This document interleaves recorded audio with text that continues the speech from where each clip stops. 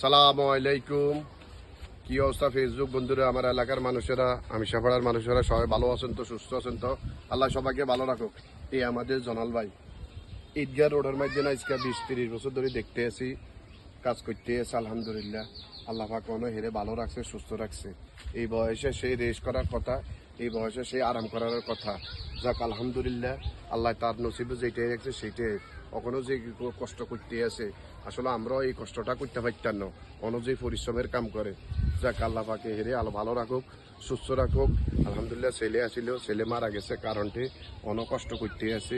যেহেতু কাজ দেখ, গাছ কাটার কাজ দেখ, খেনা উঠানের কাজ দেখ, জমি বাঁচার কাজ দেখ, যে কোনো কিছু দেখে করতে পারে।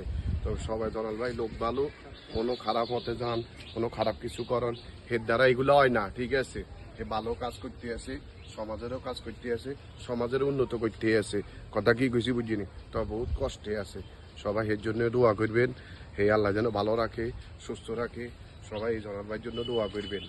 জনাল ভাইরে সবাই সাপোর্ট দিবেন, সবাই জনাল ভাইলাই দোয়া করবেন।